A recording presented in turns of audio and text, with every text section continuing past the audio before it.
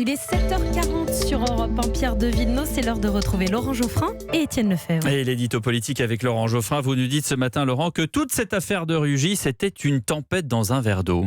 Pas tout à fait.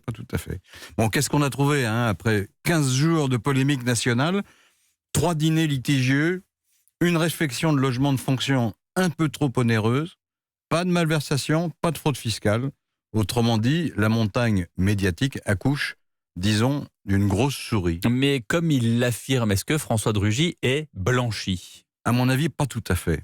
Le ministre a été maladroit pour le moins. Il savait qu'il évoluait dans une zone grise, celle des frais de fonctionnement des élus.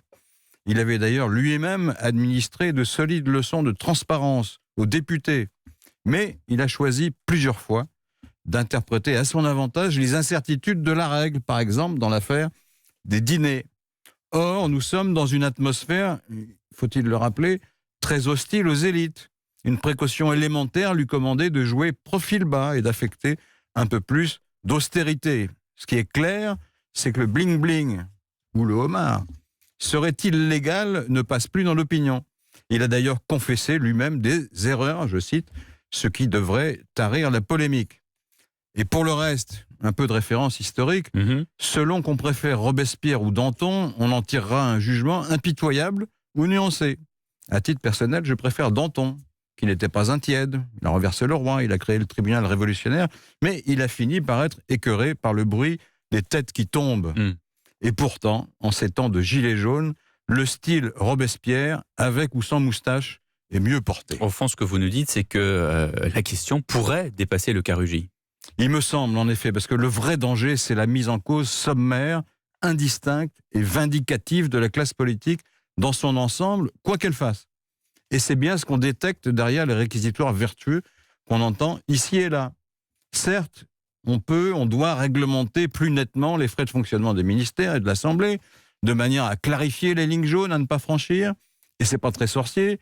Il faut d'abord limiter les logements de fonction.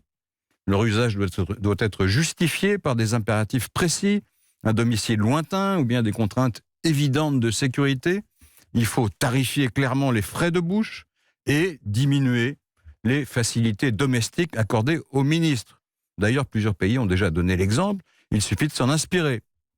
Mais il faut en même temps, à mon sens, répéter hautement qu'il n'y a rien de scandaleux à rémunérer les gouvernants et les législateurs comme des cadres dirigeants d'une grosse PME, c'est le cas aujourd'hui, et à faciliter leur travail par des conditions matérielles suffisantes. Les mettre au pain sec, ce serait écarter de la politique les compétences et accroître les tentatives de corruption.